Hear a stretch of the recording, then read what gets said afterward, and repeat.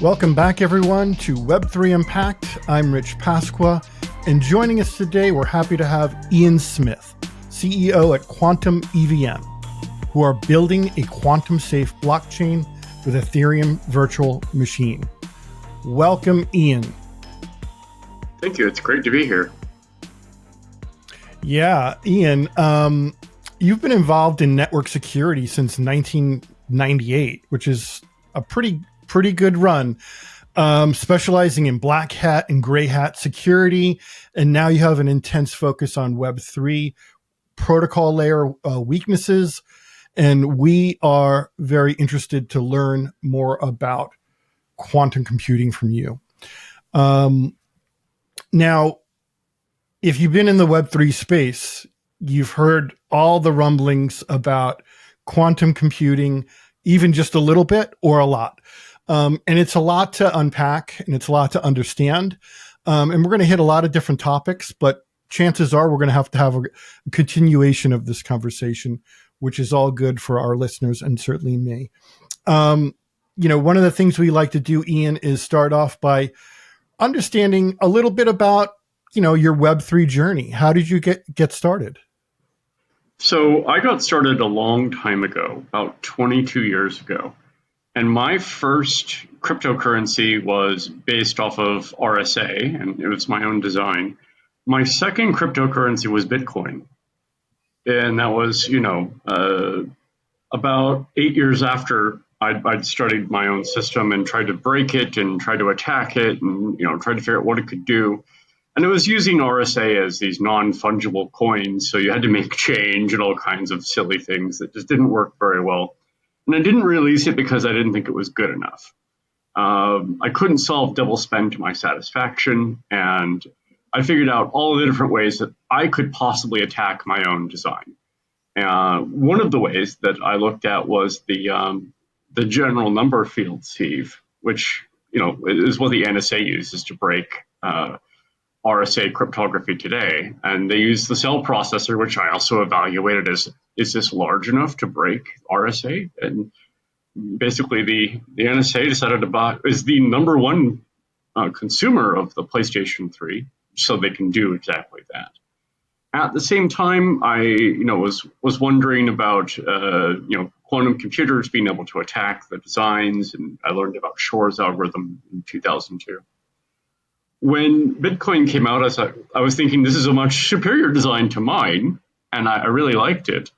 And then I was aware of the Ethereum yellow paper, and I thought the smart contracts having control loops was a great idea. Also, having gas costs and solving the termination problem. Gav Wood's original design was excellent.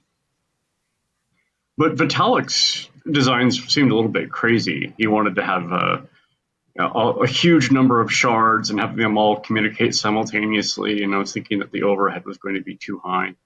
So in 2015, I became a full-time Web3 developer in full cognizance of where the industry had been and where, some ideas about where it was going.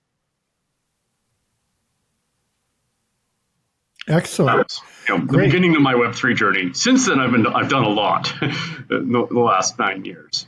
But yeah, and we're gonna definitely get into that, Ian. Everyone has their own journey, their own path, and certainly you had a very technical and security driven path. So that's great, and the world needs a lot more of this thinking. So it's really good. Now, for our listeners and viewers, what is Quantum EVM? Like, what are you guys doing? Just kind of give me the high level on that. Sure. We're trying to save Web3 from its apocalypse that's coming soon. And I don't know when it's coming. Nobody knows when it's coming. There's ideas that it's going to be 5 years out or 10 years out or 20 years out. But I look at the milestones that the companies are projecting. Like, when does the company say that they will have a machine large enough to break Web3 and to start causing absolute destruction?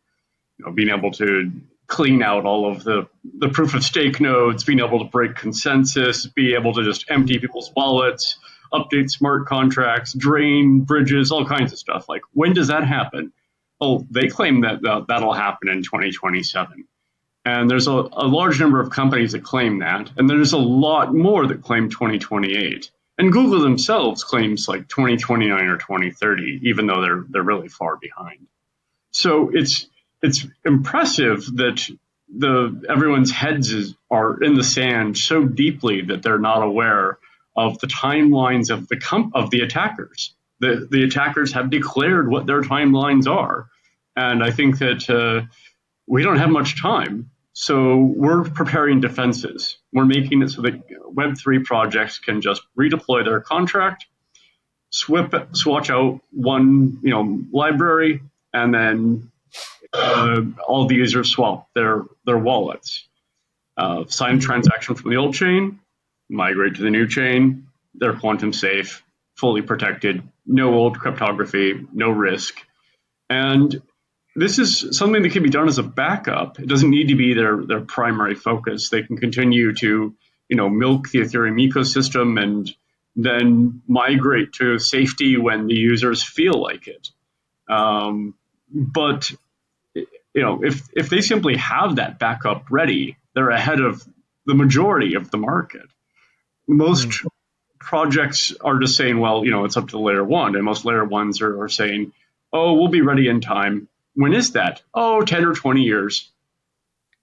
Well, I don't think they have 10 or 20 years. The companies that would be doing the attacks don't think they have even 5 years.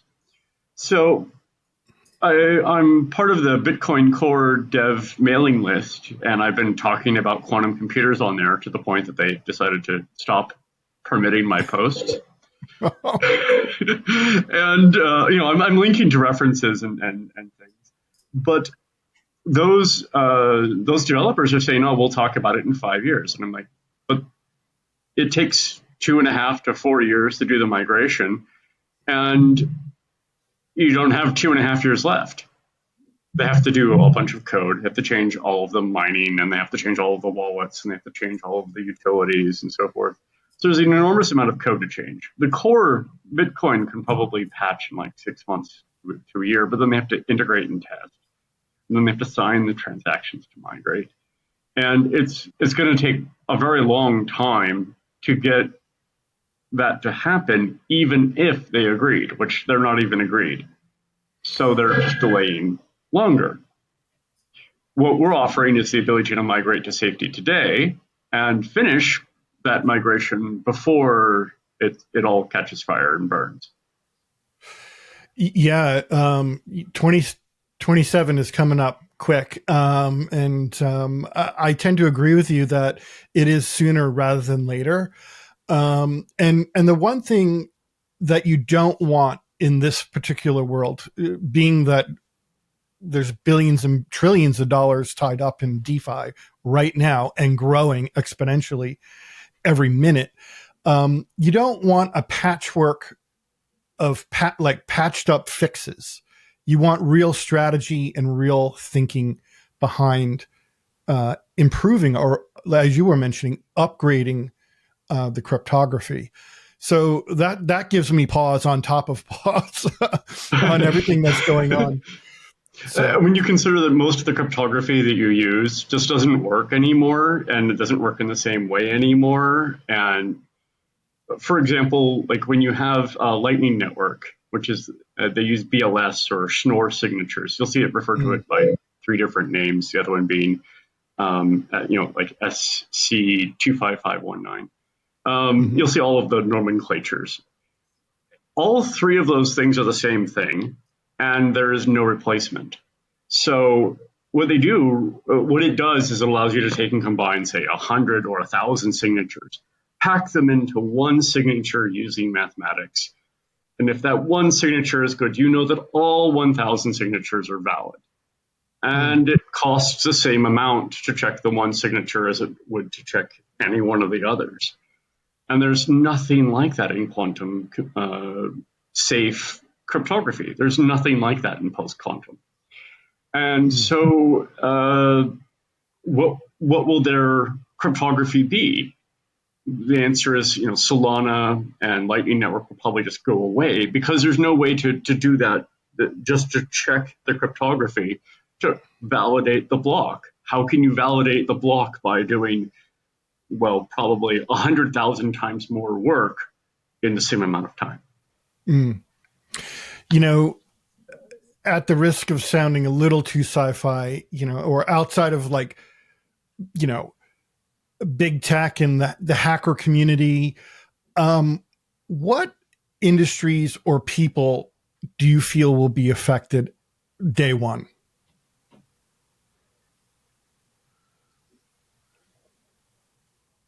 I think that one of the biggest changes on day one, well, this partly depends on who the attacker is. Let's say that the attacker works for the NSA. It's the criminals that are going to get arrested. It's the NSA is just going to go chase down the people who've been stealing $100 million a month from hospitals and utility companies, and they're just going to go, knock on their door and have Interpol arrest them. Yeah. Because they'll be able to prove the blockchain custody. They'll lie about it in court and they'll say, oh, yes, we have an eyewitness account or something like this. But they really just broke the cryptography. That's what the FBI does for, oh, yeah, we have an eyewitness. No, they have a wiretap that they're not admitting to. They'll do the same sort of thing. They'll have like a fake witness and they'll just keep documenting this and they'll keep the entire capabilities quiet. Even though Snowden leaked their wiretapping capabilities, they don't have to. They'll keep their cryptography breaking capabilities quiet as well. Now, if the attacker is China, they're going to announce it on the news. We broke Bitcoin, and they're going to move the money around. They're going to cause as much mayhem and destruction as they possibly can. Because China's basically not able to keep the money in their country. They're losing a third of their GDP each year to having the money being sent overseas. And they're coming up with all kinds of incentive programs, like the banks will give you 10x the money as a loan at 1% interest if you buy back your stock. And the companies are just basically not doing it still. And the money is just still leaving the country, and they have massive problems, and their economy is going to basically suffer and or die due to the Bitcoin outflow of value from their country. They just need to destroy Bitcoin in order to keep the ship afloat. And they may not be able to keep the ship afloat even if they completely break Bitcoin, or maybe they'll sell all of the Bitcoin and then use that to prop up their economy a little bit longer. But it very, very much matters on who the attacker is. Now, if the attacker is the NSA, I'm certain that they're going to work on the friend or foe identification system for missile tracking, because it'd be great if no American planes got shot down by enemy missiles, no matter how many missiles they shot. That would be something that they would do day one and quietly. So it may not like me talking about it, but I think that's where the real consequences are very obvious. But if you're talking, China, then they would be able to make their planes immune to the missiles, and they would also be able to destroy Bitcoin as well as clean out as much old wallets as they could. So that's day one is very different depending on who's doing it. If it's a company, they need to be much more stealthy, because what they need to do is they need to get away with it. And they would probably go after a bunch of Web3 projects, launder the money, wait for the money to arrive in their bank accounts in Dubai or some other tax haven that is willing to clean it up for you. And then after that money is cleared, then they will announce a different attack, and that probably on Bitcoin, and just say, hey, look, we did this. We can do this anytime we want. And then they'll have, companies lined up around the block, as customers. Their stock price will go through the roof, and they'll do as the community wishes, and they'll not sell the Bitcoin that they just took from Satoshi or whatever famous wallet they decide to attack. But that plan depends on a bunch of moving parts, and they may cause significant damage and clean out significant accounts. before anybody's the wiser, and there's no way to tell. So because there's no way to tell, I'm recommending that we do this ahead of time, not after the fact, especially since if the attacker has already broken the keys, they can migrate the funds that they're stealing to quantum safety, while the legitimate owner loses access to the funds as they become safe. Oh, so wow. You have to perform the migration ahead of time. Otherwise, you're just feeding the attacker for the next, 20 years or 30 years of growth. So day one is too late. Day one is we're dead. Have a nice, long live the king. The king's dead. Prior to that, investors need to realize what's happening, migrate to safety, and then you'll see the price trend down just when they understand what's going on. I'm trying to help save Bitcoin from forks because I think it's important to keep it around, and I hold Bitcoin. But Web3 doesn't have the ability to migrate. It doesn't have the ability to protect itself. It just simply has to start over with a clean ledger.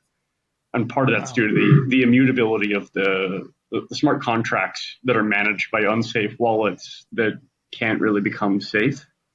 So how do you fix that? You can't migrate them. Yeah, it's all really great points, Ian. And what we shouldn't forget is, as one thinks, or myself, or one thinks of cryptography as being the ultimate fail-safe, right? Especially in the DeFi world, or even the TradFi to DeFi world now. We have to realize that it's still a delicate ecosystem that's really being built, right?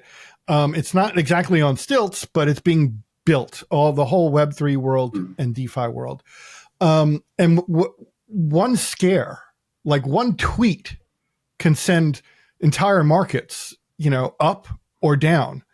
So now you factor in multiple attacks that you were talking about, and that causes panic in the market. And you absolutely don't want that, because once people get burnt, maybe you come back, but a lot of people don't. So it is a delicate ecosystem. And when it comes to China, I guess we have to be careful about what we say on a podcast. But when it comes to China, it's very interesting that they're in it one day, they're out of it another day. They ban mining one day, and then they're back, building giant facilities. So that fickleness always gave me pause. But now, in contemporary times here, up to date, it sounds like they're interested in really creating a reserve around it. And, I think it's really funny, because let's say that they say we're building a reserve, then all the other countries build reserves also, right? Right. Like they can do a signal that makes the entire world do the same thing, maybe 10 times as much. Right. Now, right. China always plays the long game. They're not in this for the next quarter. They're always interested, like their 10-year plan, their 50-year plan. Like they're projecting what the country is going to look like and what their economy is going to look like decades in advance. And their politicians were often engineers as well. So they do the math on what needs to happen. I mean, they're terraforming the desert rather than building a wall to protect against the flying rocks and sand. So they're thinking very, very long game. So let's say that they say we're buying a Bitcoin reserve, and they might even peg that towards the yuan. They have a basket of currencies method of valuation, right? But they could, possibly sell all of that Bitcoin reserve and then attack the next day, and all of the other countries are holding worthless reserves, and China's making trillions of dollars or hundreds of billions of dollars, and they've caused asymmetric damage at a profit. So they can do 10x the damage that they would possibly suffer, but then they exit at a profit and they end up way ahead of the game. So if China's ahead in quantum, which they have, their quantum computers like 5 times as big as Willow, it runs much faster. They've run much more complicated simulations on it. It's a 504 qubit quantum processor. They could do quite a bit. They're ahead of Google and possibly ahead of IBM. IBM has some challenges, but IBM's new processors are going to be networked together, which a lot of people said was impossible. A few months ago. No, it's very possible. The qubits don't go away. But China could be doing something with the intention of zigzagging faster than the competition and completely clean everybody else out. Now, one of the funny things about this is, let's say that somebody exposes the public key to one of those strategic reserves. What the quantum computers are able to do is take that public key and convert it into the private key through a mathematical operation called the discrete log problem. And when you can calculate these discrete logarithms on elliptic curves, you are basically able to do division off of the curve, and you get the private key. Now, the core equation involved in Bitcoin and Ethereum cryptography is actually just y squared equals x cubed plus 7.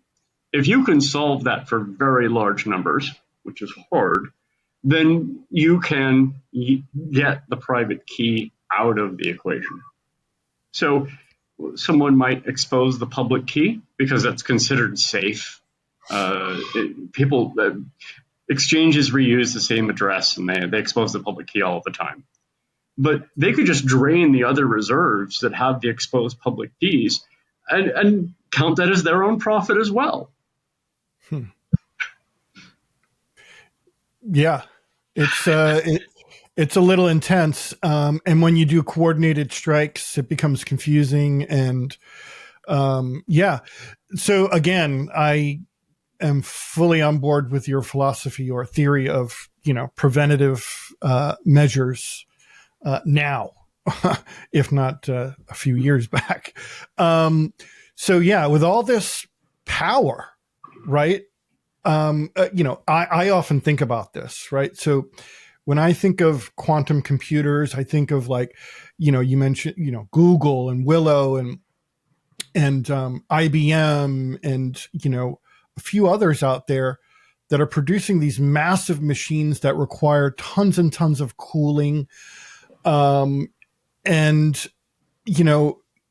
able to create, solve, algorithms and complex mathematical and scientific problems in seconds rather than multiple years or tens of years.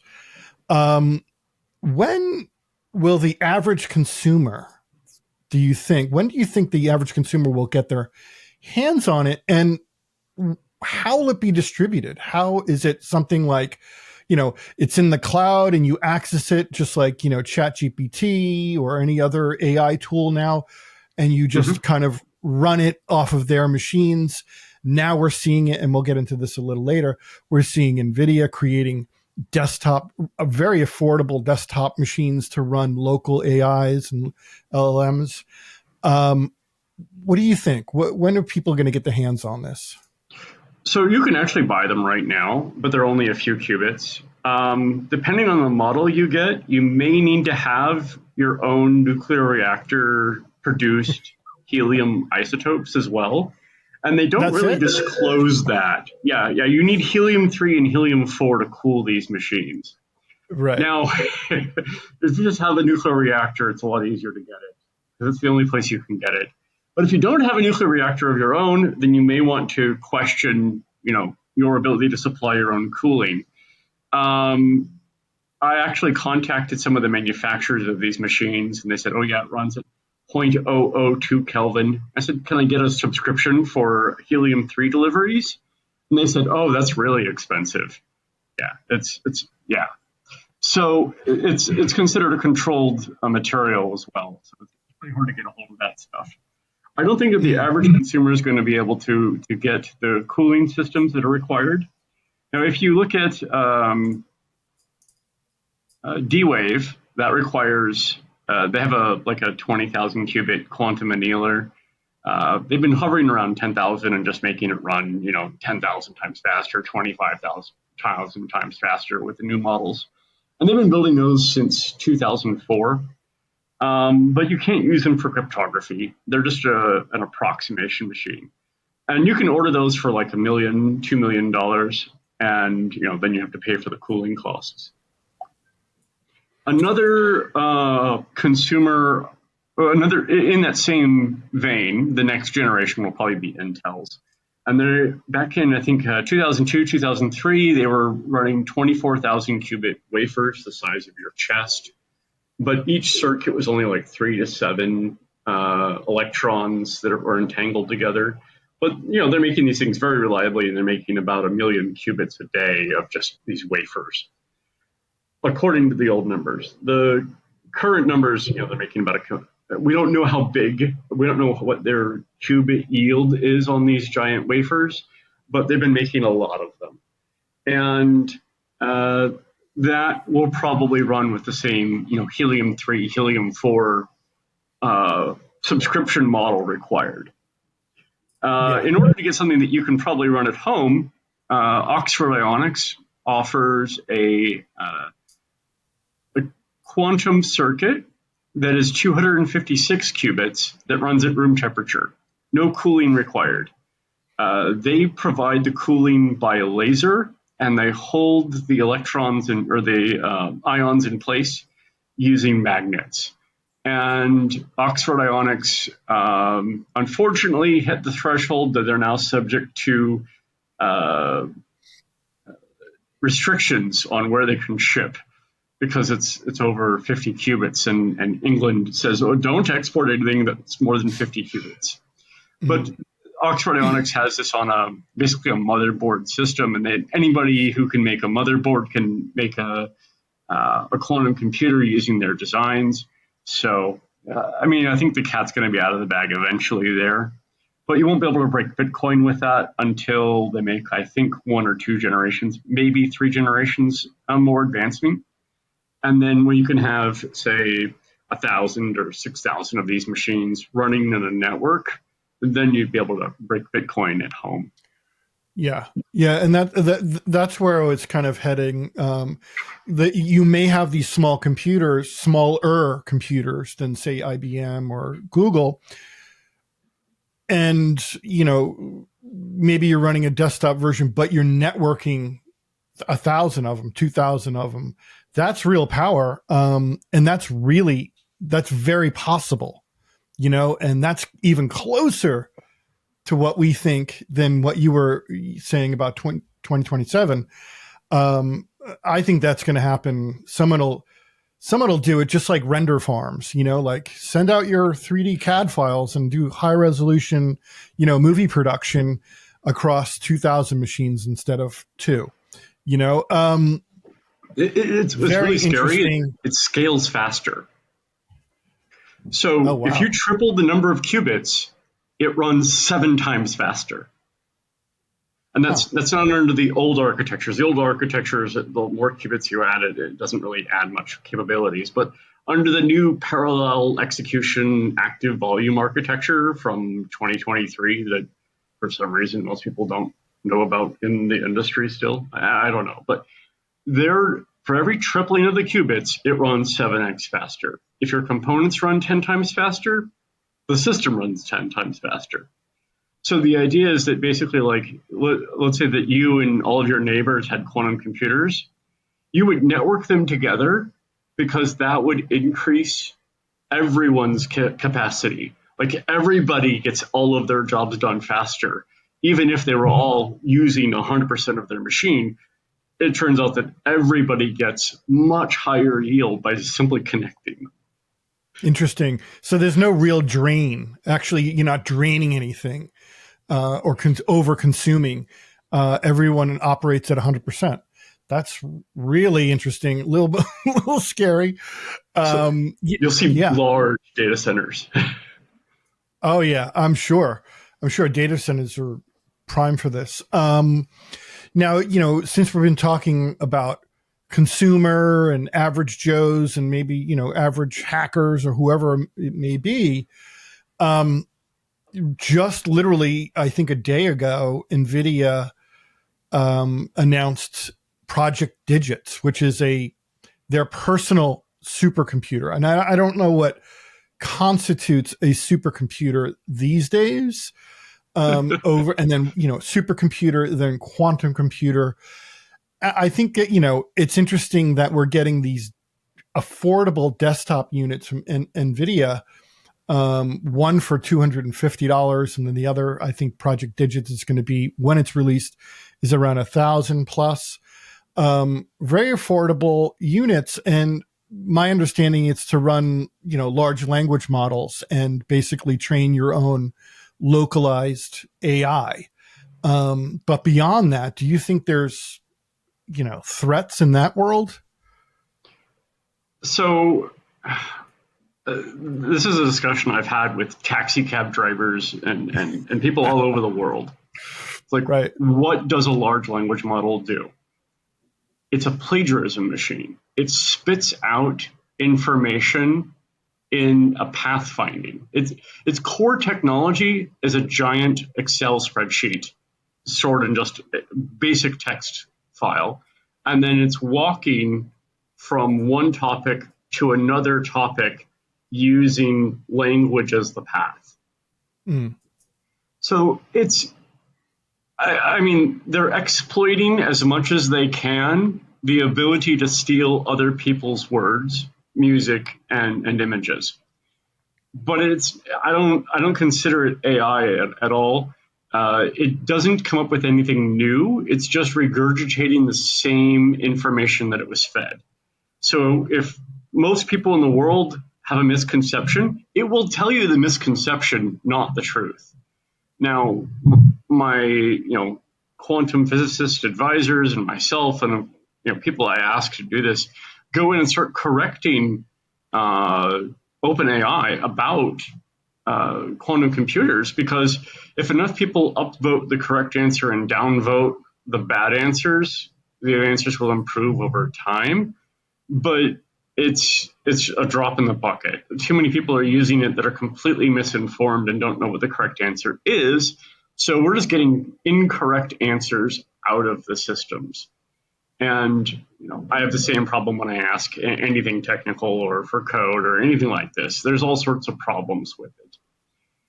The quantum neural networks are actually able to do completely new physics, completely new chemistry, completely new architectures, figure out compounds that have never existed before. PsiQuantum, who's designing one of the big systems, is going to be able is one of their early operations, search for room temperature semiconductor or superconductors, so that you can have like a no heat loss, almost no power loss computer that you just turn on, and then it uses very, very few watts, mostly for the display and sending electricity to the display in order to actually operate. And that's a possibility as soon as we get better physics modeling. Los Alamos Laboratories actually has spent more electricity and more money doing chemical modeling than has been spent on AI by the world. Last year, the number was like they spent 10 times as much. It might be like 5 times as much or something like that now. But they did an enormous amount of expense trying to figure out what happens when isotopes, and that's the same chemistry, but with a different number of neutrons. Like helium-3 has 2 protons and 3 neutrons. Helium-4 has 2 protons and 4 neutrons. Completely different chemistry involved. It's really hard to get a good collection of these things. So it's really, really helpful to be able to say, well, what would happen? And they found that the quantum neural networks are able to calculate this today with a really, really good accuracy, or in some cases, perfect accuracy. And it's just searching for what those answers are. And they're explaining new chemistry to us that we didn't know before. And so you're going to see a lot of like isotopes used and isotopes purified in order to do things that we thought were so simply impossible. It was when you used the common blend of isotopes that's present in the Earth's crust.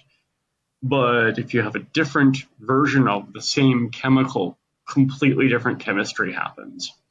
It's able to do a bunch of physics using these quantum neural networks. And this is where I say that artificial general intelligence will probably come. Because your brain is a quantum-based neural tissue network, and I don't think that you can really emulate that well in silicon. I think that you need a quantum neural network to emulate the quantum neural tissue network. Well, now that there's our human eyes are being open to new ideas or theories around physics and chemistry. What humanity problems could this solve? Just give us a taste. I'll give you the generic, and then I'll give you some specifics. Quantum computers is like plastic in the 50s. Things that were impossible before can be done inexpensively after. And it'll just change the things that you can make. I mean, can you imagine this made out of steel or tin? Like, there's no, it doesn't work that way. But it's super cheap as soon as you have plastic. And there's a bunch of things that are impossible now that will become very inexpensive after you have, a lot of computation done in quantum computers. So some examples, here's some things that have already been done. One is that they connected two machines without connecting them. They ran the same equations on two separate quantum computers, and then it sent a message from one to the other, violating the speed of light and without plugging them in. It's well known. It's called quantum computers perform wormhole communication. So you can just Google quantum computing wormhole and you'll find it. I need to look that up now. I don't know if I want to, but wow. Okay. It was just the physics and math equations, and they couldn't load a lot of the math equations involved, but they still were able to send binary messages from one machine to the other machine. And it's not technically a wormhole because it didn't technically involve gravity equations, but they were still able to do it anyway. And this allows us to possibly, entangle through mathematics, not even having to do physics connecting the two, like with a laser, the way they currently do. But just say that you have a computer that runs on Earth and one that runs on Mars, and they're able to have real-time communication back and forth because with basically zero ping, because you have this quantum entanglement between two sets of equations. That's one thing, and that you can have real-time robots driving around in Alpha Centauri with full video. By the time we get there, we'll have the ability to just make quantum computers do digital communication to the nearby stars, and so you'll never be that far from home. Wow. I've been a follower of Kip Thorne for a long time. He's an astrophysicist at Caltech, and he was the consultant that helped tell Interstellar how things worked. He was talking about wormholes ever since the 90s, and I've been reading what he's written since the 90s on this. And he said that if you're going to maintain a wormhole, you have to have both sides open, and that probably means you need to have someone in the middle of the wormhole maintaining the thing. It'll collapse at any time and possibly kill them. So it's probably not worth the investment to just maintain it. And he's like, if you can't maintain it and you can't get the communication, they're always just dangerous to use. Well, this allows us to send a quantum computer through and then have real-time communication on both sides with no one at risk, which means it's now safe to traverse the physical wormholes and travel anywhere in the universe that they take us. So we can map the universe, not just the galaxy, but the universe, using quantum computers and be able to explore nearby stars and then eventually, distant galaxies for essentially free. That's amazing. A significant technical connecting advantage. The stars. Yeah. Connecting the stars. I'm sure that's I have more. To Elon's ears. It's kind of hard to beat that, but I do have more examples. Yeah. Go ahead. We can probably solve most of the things involved in aging very quickly because we are able to perform protein folding and calculations.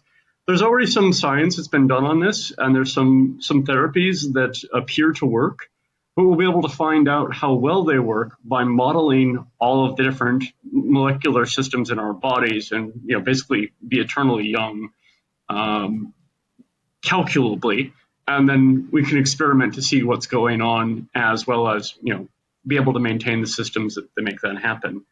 Regeneration has already been partially solved. We can be able to regenerate limbs that are lost. There's do we really want to experiment on humans? Well, it's really hard to experiment on humans, and mice are actually bad examples.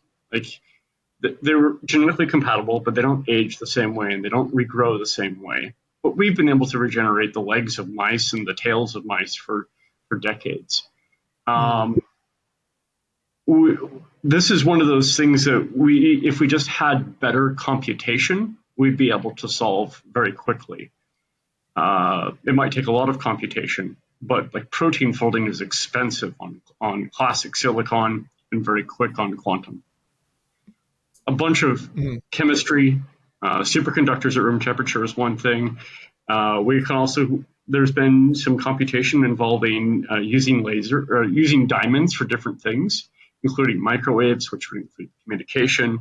So you'd have secure communication between systems using microwaves, transmission of energy.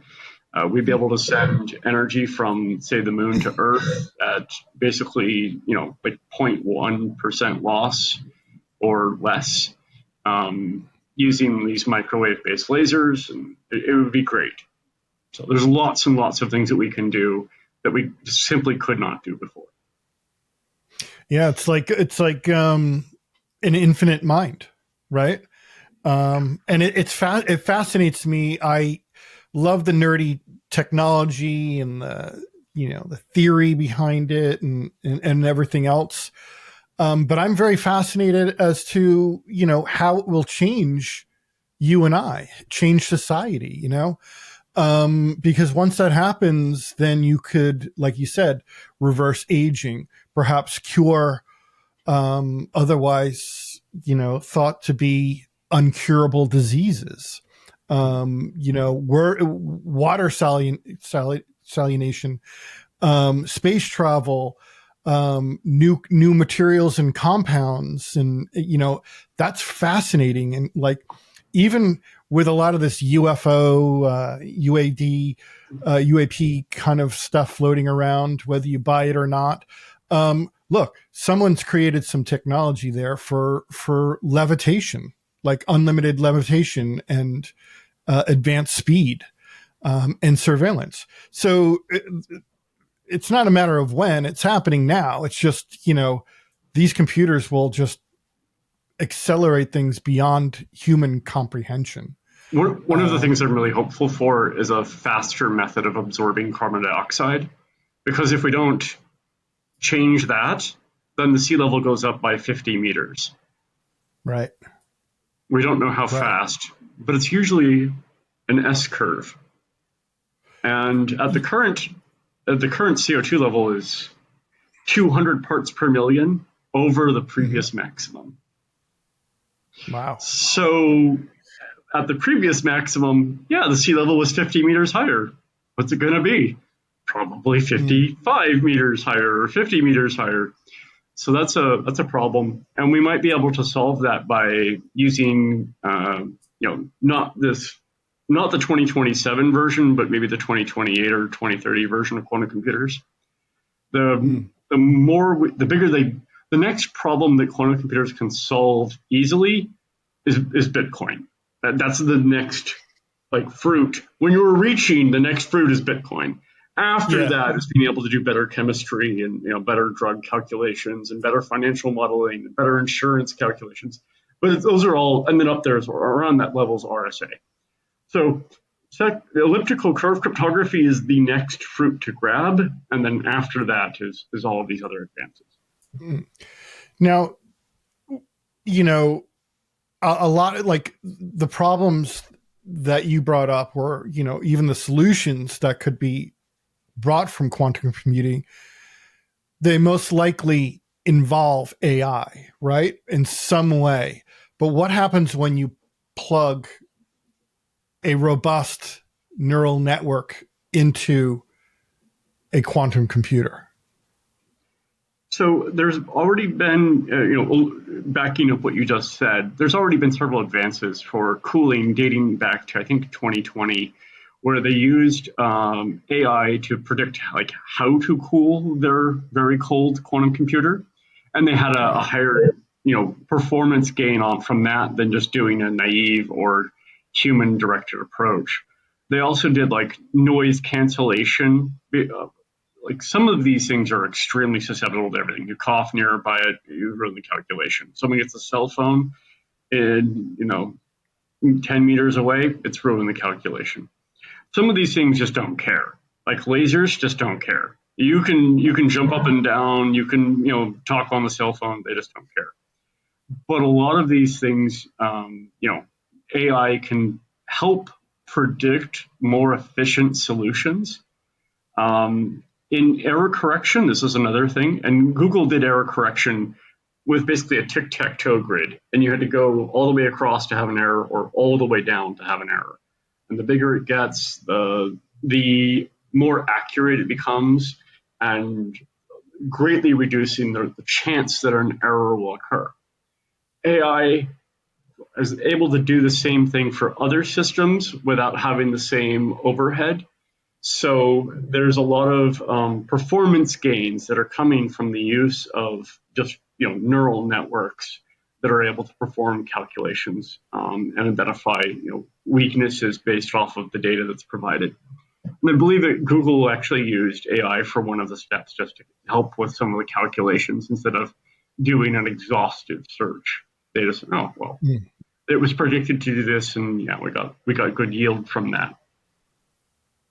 Um, AI is going to shift when there's a couple papers. I have them pinned on my Twitter profile, but there's also several papers that talk about here's one: data efficient prediction of excited state properties using quantum neural networks.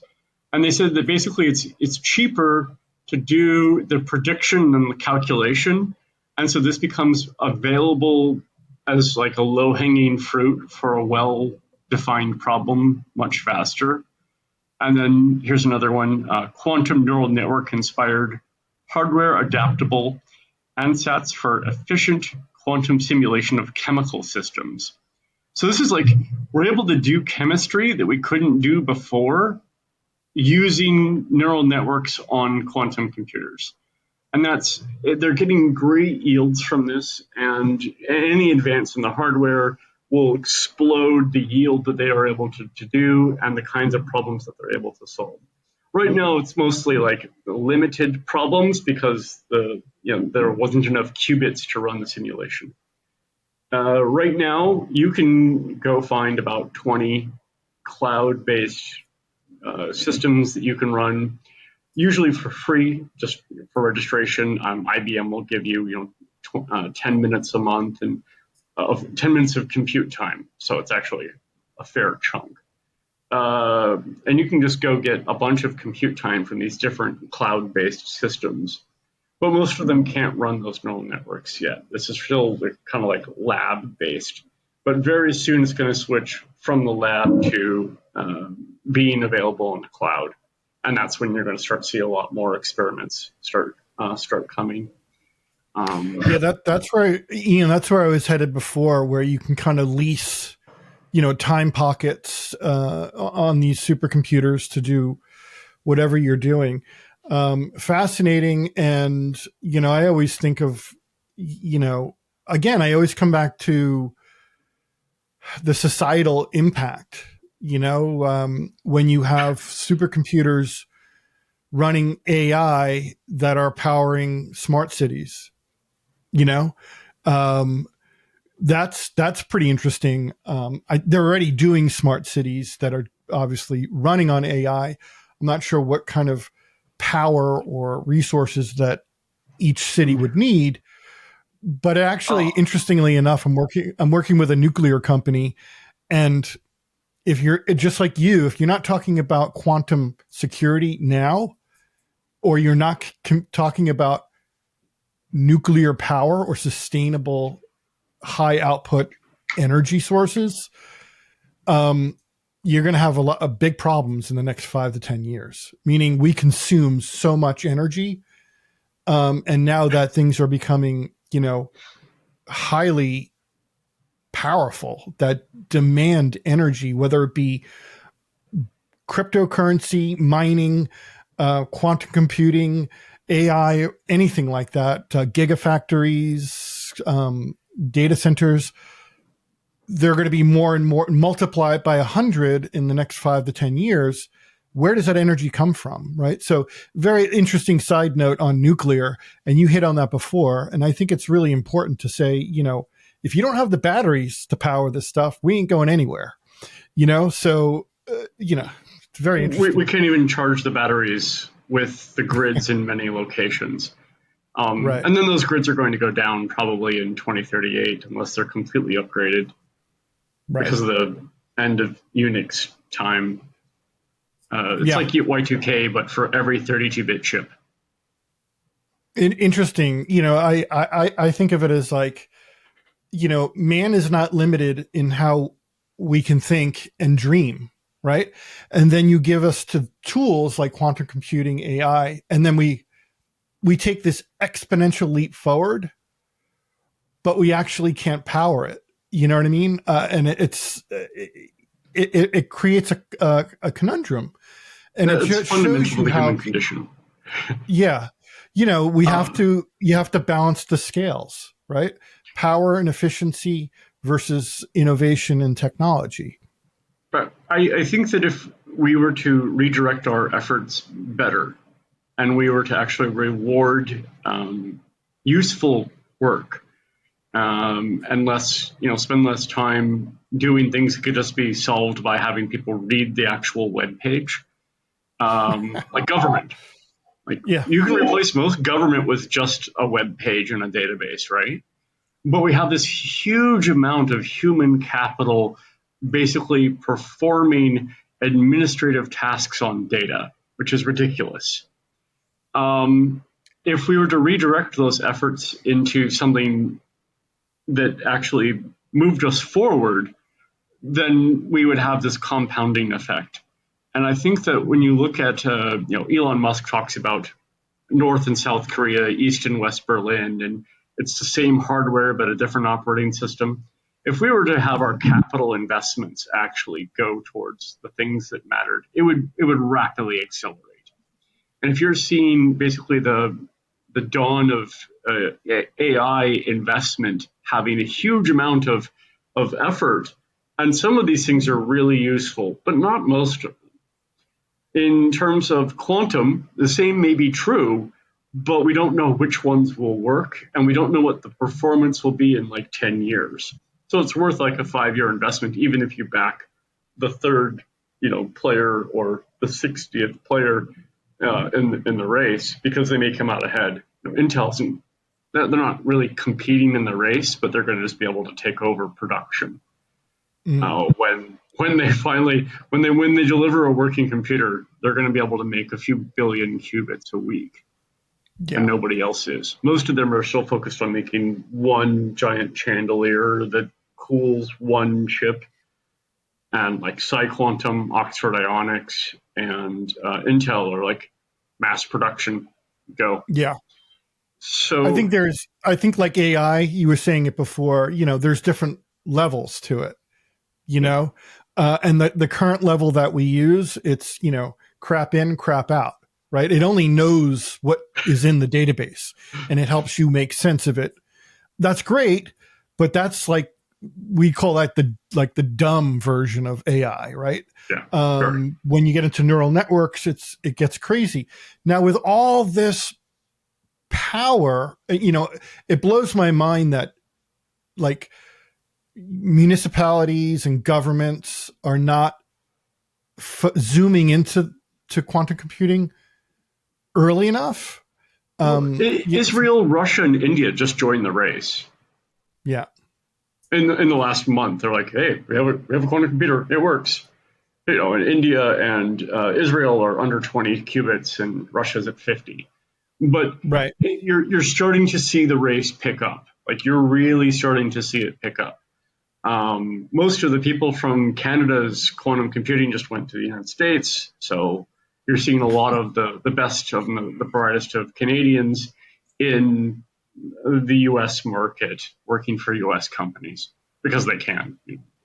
Interesting, yeah. So now with all of this happening, and this is my personal opinion, I do like, we need to be much like 2024 was a big awakening for people about, say, Bitcoin and crypto, Web3. Now governments are getting involved. That's really interesting. I think we do really need to really, really pay attention to quantum computing because it will be put into people's pockets at some point. Yep. Now, with that said, with great power comes great responsibility, right? Responsibility currently starts with the Googles of the world, the NVIDIAs of the world, right? But once it starts to leak out and people can either lease or use or somehow own their own slice of a quantum computer, how, do you feel this will be regulated? Like crypto's regulated, the stock market's regulated, your cars are regulated, like everything's regulated. How will this be regulated? So it really, really, really depends on, I think, Intel and Oxford Ionics. Oxford Ionics will probably be regulated to death. They may be a stillborn economy just because they're trying to operate under, British regulations. Where they have a TV tax. The police can come into your house and inspect your television to see if you've paid tax for watching or having the ability to watch TV. Well, they're going door to door, arresting people for mean tweets. Their priorities. Their priorities are way off. That's a well. I mean, this TV tax has been around for decades. It's not a new thing. Yeah. The new things are even worse. But they regulate everything inside the UK, and Oxford Ionics may be regulated to death. It may have the Gulliver's Travels 1,000 tiny cuts sort of death. Intel is probably going to have multiple production centers because their assembly line is like a large oil drum, and it's just this one big oil drum that just spits out quantum computers all day. Current production is 14 per day per oil drum sized machine. Automated production, automated testing, done. What it doesn't have is like algorithms, and it's not plugged into a computer and some other things. But what is likely to happen if they're regulating the cloud is that they're just going to say, hey, look, we want to watch all of the inbound work and all of the outbound answers. And they can just filter for certain things at the cloud API level. And then, the companies are going to be told, okay, well, this is a matter of national security. So if you don't do this, we're going to arrest you and all of your equipment. So yeah, they're going to say yes. Because what they don't want is a bunch of the NIST and the NSA are basically saying that you have to upgrade by 2030. And if you don't upgrade by 2035, we're going to not talk to you anymore. But if it's coming in 2027 or 2028, the migration that's already going on just isn't going to be fast enough. Right now, like banks are upgraded on the SSL side, but they're not upgraded necessarily in every single script. The majority of the systems are already upgraded. SSL is like 30% traffic, which involves your browser also being upgraded. But about 30% of that's currently encrypted with post-quantum cryptography. Signal, Apple, all of these things. But there's going to remain like a list of targets that haven't upgraded, like old SCADA systems that just can't upgrade off of SMB or version 1, and they're like on version 4 now. It's 30 years since their last upgrade. Those systems might just be put on this blacklist and regulate the blacklist to say, if you see these incoming jobs, we're going to go arrest the person involved. And you're not allowed to process those questions. And that's one way to regulate the cloud, right? When you're looking at Oxford Ionics, I mean, they're not cryptographically useful until they reach a certain size, so they might just regulate large orders if they wanted to be more effective. Intel, the cat's out of the bag. It's really hard to regulate collusion between 10 companies that each ordered 1 million qubit systems, and now they've got this 10 million qubit network that runs crazy fast by having 10 shell companies all share their data center location. So Intel will be the hardest one to regulate, and they can just move those little barrels anywhere they want. They can produce them in Singapore, or produce them in South Korea, or produce them in Taiwan.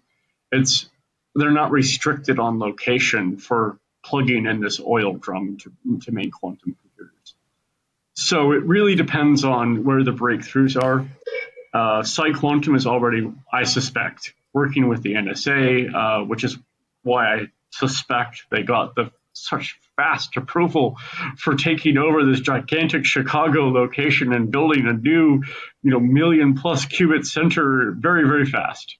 I mean, they went from this is a good idea to, all right, construction crews are out there, all the permits are approved, go build now in like 3 months. Wow. It's just ridiculously fast.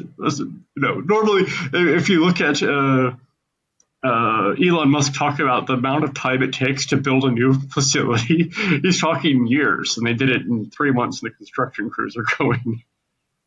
Yeah, so that's a form of regulation. Yeah, and those facilities are not like, just regular brick and mortar things. They're highly technical materials, and wow, that's impressive and scary at the same time. And they're taking it seriously. Yeah. I mean, the reason why I ask is because, I'm in technology, you're in technology, we're observing the world. We open the news every day, wherever you get it from. You're reading all this stuff. And, I'm very obviously rooted in the whole crypto community, and we have arguments within our community, but the government is also pushing things on the crypto community that is not either applicable or welcomed, and we can't make up decisions. Like government can't even make up, not exclusively the US, all governments, they're having a hard time making decisions, right? So having a hard time regulating even something, I wouldn't call it simple at all, but cryptography and crypto. That's why I say, get on it beforehand, because it's going to spiral out of control. And then you, like you said, with Oxford, you could regulate yourself to death, meaning you can regulate yourself out of the race. And actually in the Web3 community, DeFi community, that was the real threat, was that we are going to fall behind, speaking for the US, technologically, monetarily, and we came close to that. We really it actually happened. The American encryption standard, there was no U.S. candidates for even the final round for deciding what the American encryption standard to replace triple DES would be. Right. It's actually Ringendale, which, I mean, it came from Europe. I read 3 reports. One said Norway, one said, the people come from a different location. Others said they came from a different location, or they were working in one country and they were from another. I've read a lot of variation, but none of the candidates were from the United States. The U.S. has fallen so far behind in cryptography. And when you look at the 3 most recent NIST standards, they were all broken.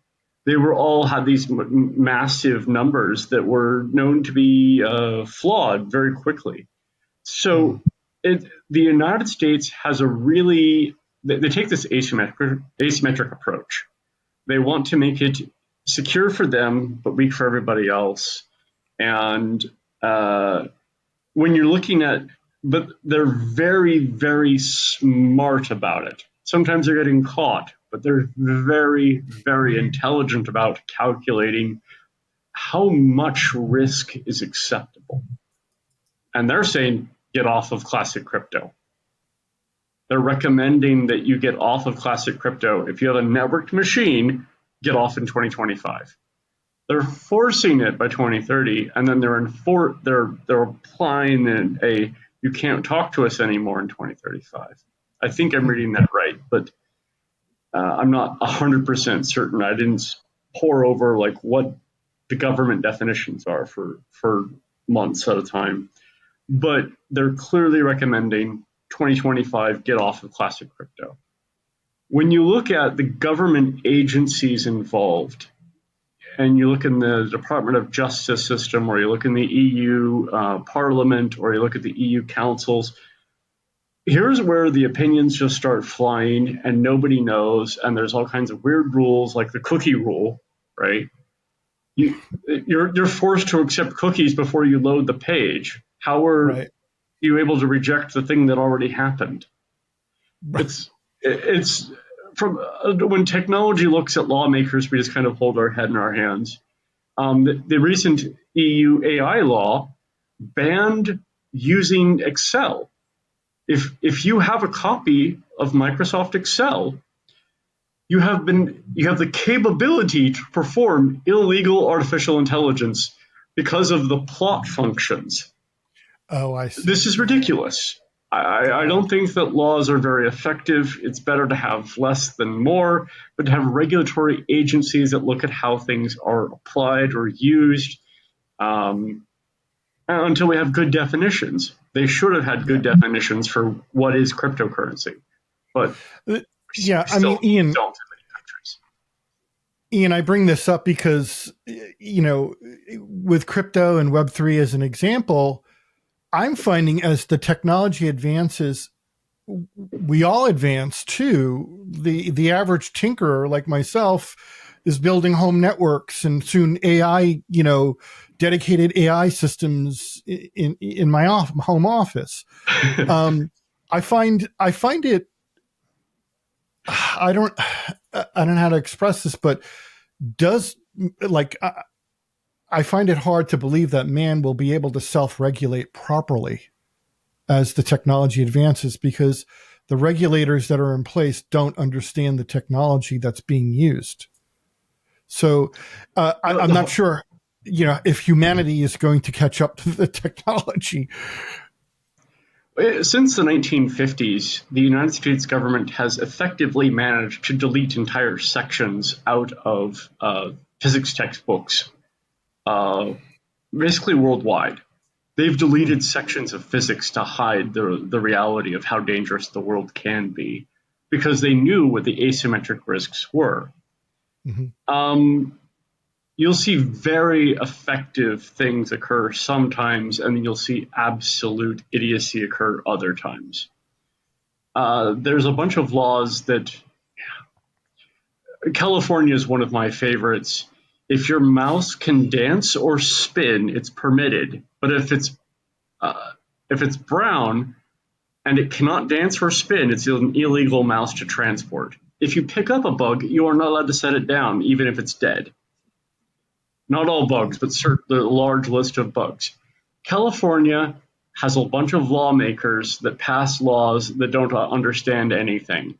In Fresno, I think, this is a long time since I read this, but they made smoke detectors illegal and mandatory at the same time, because you're not allowed to operate any nuclear device, and smoke detectors are a nuclear device. That's how they're able to detect the smoke more effectively, by having these radioactive isotopes inside your smoke detector.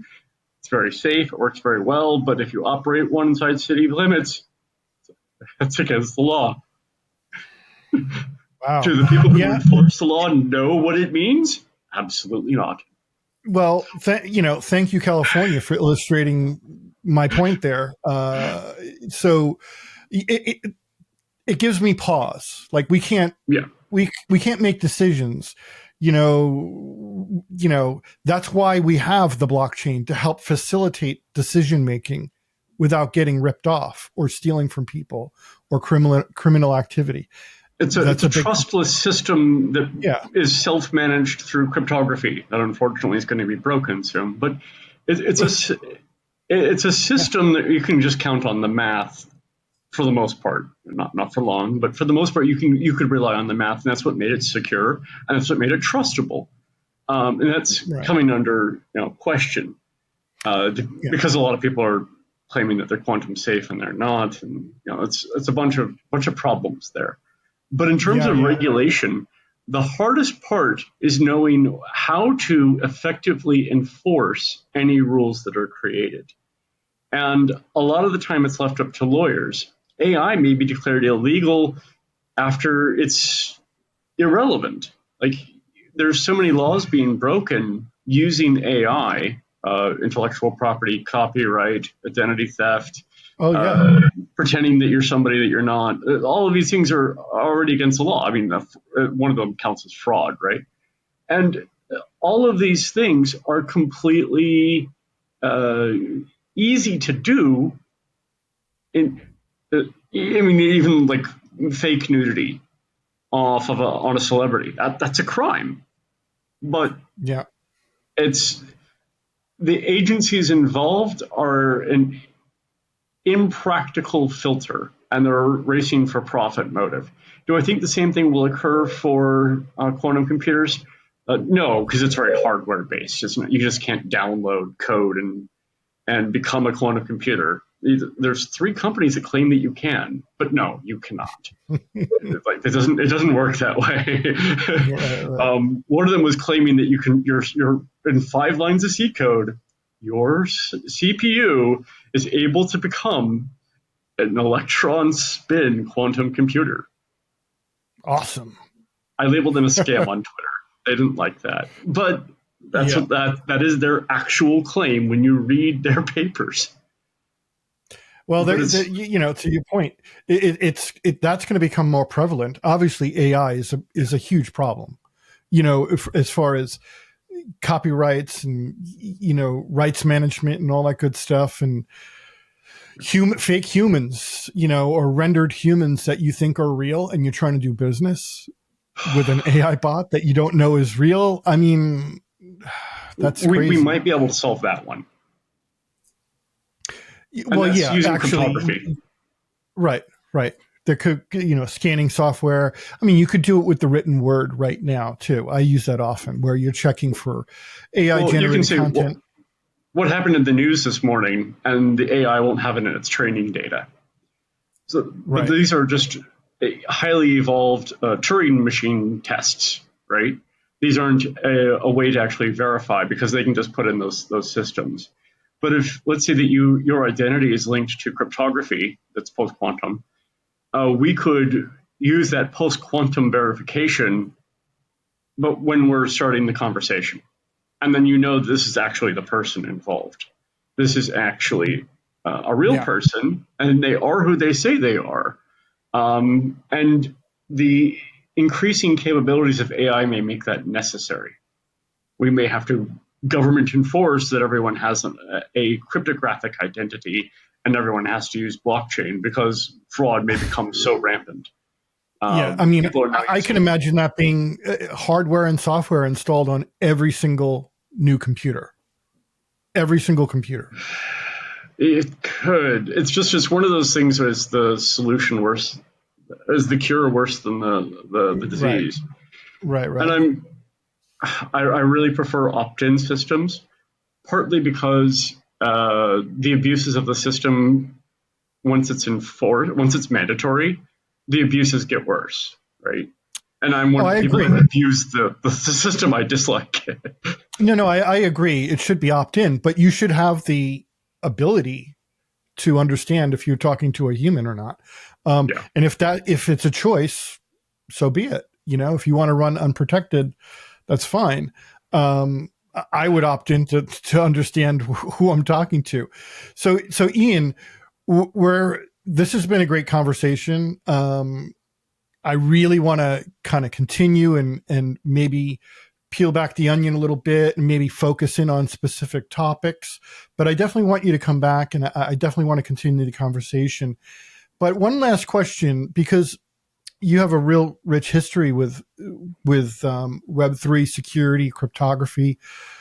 Where can people out there, our listeners, our viewers, learn more, get educated on quantum computing and security? Well, I'm trying to read about 5 to 10, sometimes I read about 20 papers a week on just trying to stay current of what's happening. And that's a hard thing to do. And we have a crowdsourced list of those papers, and I'm trying to digest most of the papers and read. Some of these are papers and some of these are articles. I mostly try to digest papers, but I'll comment on articles as well. So, I mean, we have a Telegram group, t.me/Quantum EVM. There are some resources that I would recommend against, but I'll try to avoid calling them out and instead point at things that are better. I would recommend going through the IBM's Qiskit. They have a 28-day challenge as a free learning about quantum computers. In terms of YouTube, I would recommend following Veracitum's quantum computing. He did a couple episodes on this and he explains quite a bit. And a lot of people will talk about quantum computers that don't know things, even though they claim to. He doesn't. He hires the experts that then come on and explain, and they go through in great depth. There was a bunch of videos I watched recently, and it was just agonizing because these people who are industry leaders said, "Oh, it's absolutely impossible. You can't put AI on quantum." And I just read off 2 papers that have already done it. And there's a lot of mistakes that are made by people who are building. I'm writing some articles about this, but it's really hard to get a good source of information on the current news. There's on X, aka Twitter, there's a bunch of groups that just have quantum computing. LinkedIn has a quantum computing group. It's really got to be crowdsourced because this is the United Nations World Economic Forum Year of Quantum. And quantuminsider.com, I mean, that's a good source. There's a lot of good news sources, but none of them can catch most of it at this point. So it's really, really hard to keep up on what do things mean. And most of those sources are for people who already went through a lot of the basics. So if you're starting off from the basics, what I listed is probably the best start. After that, you're able to read the news with a bit of a filter. But before that, first ever, didn't I read that in the paper last year? Yeah, yes. Exactly. I'm seeing a lot of that happening now. Oh my gosh. That's great. Very informative. So for our viewers and listeners, go check it out. Dig a little bit as much as you can. It's not the easiest topic to follow, but it certainly is exciting. And it opens, especially for me, it opens so many interesting possibilities, but also very big questions. And I think, that's who we are as humans. We ask questions and we try to solve these problems. So Ian, thank you so much. And where can our listeners and viewers find more information about you and Quantum EVM? So if you go to quantumevm.com, it links to my Twitter and LinkedIn, and there'll be some communication there, and also in our Telegram chat. Whenever I'm waiting for something, I'll just go on Telegram or go on Twitter and start trying to educate everybody on the things that I've talked about every week for the last many months here. But those are great sources, and I hope to include great sources and as well as point to resources, and hopefully our community will start changing the direction. We're building on Cellframe, and cellframe.net has great community resources as well, and there's a large group there. But we're more focused on quantum news specifically, and we're more focused on going through a bunch of quantum papers, whereas they're more focused on building infrastructure. We're doing a bit of education and building on top. So it's there's a lot. There's a lot to read. Yeah, no doubt. Ian, this has been eye-opening and interesting, and a lot of fun. And we definitely want to get you back on, and we will. And we'll zoom into some topics. But for now, thank you so much for being here, and we'll see you soon. See you soon. Thank you very much.